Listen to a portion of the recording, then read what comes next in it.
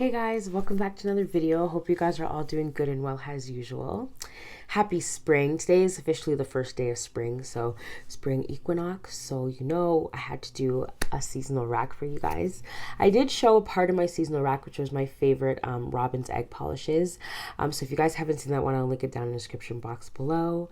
But this video is going to be my official spring rack. So if you guys are new to my spring racks, how I choose them is I do different brands in different finishes, and that's how I utilize my whole entire collection of my untrieds anyway. And this rack, I've already tried some of them, and I plan to wear them again because I just think they're so nice for spring. So the thing is with this rack, there's not too many different finishes because I have transitioned to more of a seasonal wear. So I do want to pick, the quintessential spring pastels because I like them at times. But the only thing I don't like about pastels is that sometimes they can have really finicky formulas, and I think that's one of the reasons why I don't gravitate towards pastels too much. So really generally how I pick them is based on their formula. So that's what these are going to be about today. So let's just get into it. So the first one up is from Hansen, and this is called Heather Hustle. This is a beautiful and really quintessential purplish pink shade for spring. I picked this because it's in their Insta-Dry line, and I absolutely love their Insta-Dry line brushes and the fact that they dry fast as well. This is an untried, so I can't wait to get it on my nails, but I think it's really nice. I think the color kind of changed because the cap is a bit darker than it is in the bottle, but I'm sure 2 coats will be fine with that. Usually their formulas on here are pretty good. So that was my first pick, Hansen's Heather Hustle. The second one up is another purple, and one from one of my top favorite indie brands. This is Cadillacquer's Milky Way. What gravitated me towards this lilac jelly, or crelly I should say, is the really beautiful circle light blue matte glitters in there. I think it's super unique, and I don't see a lot of those. Cadillacquer does do a lot of those in polishes, but I think the mix with the lilac and those flakies in there, they're super iridescent, shifting from peach to pink to even green a little bit. Really gorgeous. And I don't know about you, but Cadillacquer's formula lasts a really long time on me, and I think that's why they're worth it for the price, and for me anyway. And all the crazy combinations he comes up with are super unique to me, but this is one of the more conventional ones, and I really love it. So that was Cadillacquer's Milky Way. Next one is definitely a favorite on this rack. This is Glazes Work It Honey. This came out in one of their spring collections. I think it was 2018. I think it was called their Glam Lightest collection. It was based on all aerobics and working out. Super cute. I love this one because of the formula. If you know about yellows, they're really super hard to formulate, I think, because you don't find a lot of yellows that have good formulas. But this one, so good. And it's that perfect egg yolk, but butter color. It's so nice. I really love that entire collection, but the ones that stood out to me the most were Work It Honey and Get It Right, Get It Bright. Definitely one of my favorite purples. Oh, Glaze does purple so good. But anyway, this one is really nice. I think it's a great pick for spring along with the formula and the colors. That was Glazes Work It Honey. Next one up is a really favorite of mine, the color, not the formula. This is Essie's Chillato. I describe this as a light lime chartreuse green.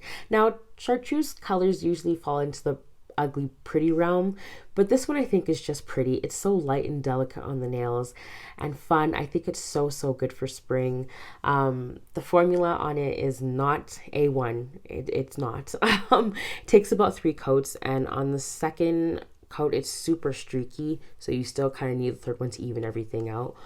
But I love this one. I think it's because the formula is quite watery on this one, so maybe that's why it comes out pretty streaky, but the color payoff is really special to me. And definitely this is one that I wore on my nails for about a week. Really nice when I first tried it. So that is Essie's Chillato. Next one up is one on my Varnish and Vibe list. This is Julie G's Gelato in Venice. So the Julie G's that I have in my collection, I don't use too much because they do contain formaldehyde, and they're not vegan, obviously, and not toxic free, obviously. So but I really love this one. This is a quintessential mint green color. I think this is going to dry darker on your nails than it does in the bottle. So it's one of those polishes that's going to be a nice surprise on my nails because it's going to dry different, which is the type of polishes that I love. And it's nice for spring as well. This would even be a transition shade because it does dry a bit darker in the winter. I mean, because it does dry a bit darker than it looks on the bottle. That's what I'm predicting anyway. But this is definitely one to try, so look out for the video of that coming your way. But yes, that was another pick, Julie G's Gelato in Venice. Next up is my first of 2 transitional shades. This is Zoya's Dove. I love this one because it reminds me of putty. I think it's really nice because for, you know, the winter, it's still that gray, you know, that kind of wintry vibe, but it's still light enough to be considered spring because it's not that dark gray, it's that light and like, you know, fluffy gray that you think of. Fluffy gray. But that's what I think of, and that's why this is a transitional shade for me for winter to spring. I definitely can't wait to try this one. Zoya's formulas are really, really nice on me as well for the ones that I have tried. But yeah, that is, I think this is one of the favorites in Zoya lovers as well. I think this is a pretty popular one. I think it's just so nice and delicate and a great transitional shade. So that was Zoya's Dove. Next one up is a really nice blue from KB Shimmer. This is called Peach for the Sky. One of those one of those polishes that I think it's one of those polishes that matches the name really well. It's that nice sky blue color and it has that beautiful orange shimmer in there, peachy shimmer. So it's kind of like Reach for the Sky, like Peach for the Sky. I really like this one. I think it's really nice for spring and also great transitional shade as well. This isn't one of my transitional shades, but I think it could work for this season as well with the blue and then a bit of the orange too. It kind of looks like a bit of a winter landscape a little bit. So it could be considered a transitional shade, but for me, I think this is a really nice, pretty spring and summer shade. Really love this one. So that was KB Shimmer's Peach for the Sky. I forgot to mention, this polish actually came out as part of a blogger collab. So this was a few years ago now. A bunch of bloggers got together and created a polish with KB Shimmer, and it came out as a spring collection, I think. So this was actually created by a blogger. So yeah, that was Peach for the Sky. Next one up is one that I got in PR from Saki Cosmetics. This is called Lemon Cream Puff. Okay, so this one I ended up loving more than I thought I would. I thought it would come with a bit of like a yellow tint to it because it does have that shimmer, and I think yellow and shimmer go together so well. But it does appear kind of more of like a stark white on the nails, which I think makes it a really, really nice spring shade. And, you know, it kind of reminds me of like linen blowing in the wind on a clothing line with like clothespins. It just reminds me of that. There's my imagery coming at you. So yeah, I really like this one. The formula on it is really good. It's just a bit thick, but I did use nail polish thinner to thin it out. But yeah, I really liked this one, and it's not so awful that it wasn't the yellow that I was looking for, but I still am on the hunt for a yellow like that. But yeah, that was Saki Cosmetics Lemon Cream Puff.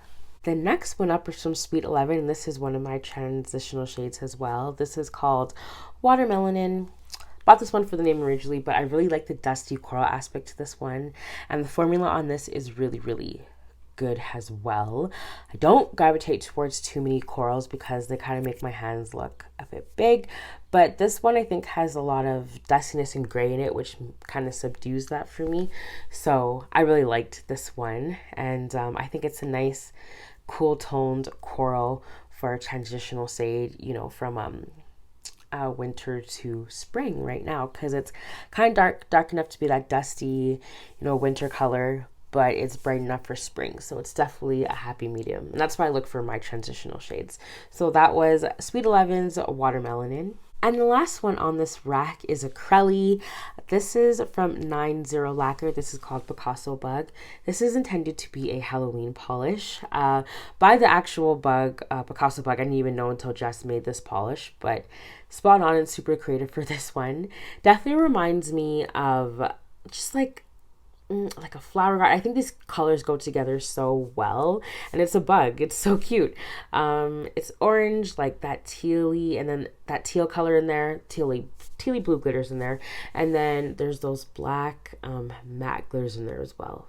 Very gorgeous, very creative. I think these would go nice together. Maybe this one as an accent or this one, just because, you know, to kind of complement those different colors in there, along with the orange in there as well. So orange coral, you know, looks good. Yeah, so I really like this one. I always like to include Crellies on my spring racks. I think Crellies are really, really good to pull out for the springtime. You know, they usually have such a springy vibe to them. It was going to be MJ Lacquers, Earthly Blessings for this rack, but I had to just wear that right away. That Crelly is too cute. So I did pull out 90 Lacquers because it is actually on my untried list for you guys. So yeah, I really love this one. So that was 90 Lacquers Picasso Bug. All right, guys, that was it for this spring rack. Let me know if you have any of these on your rack as well, or what you're planning to wear for this season. Thanks so much for watching. I always appreciate it, and I will see you in my next video. Take care.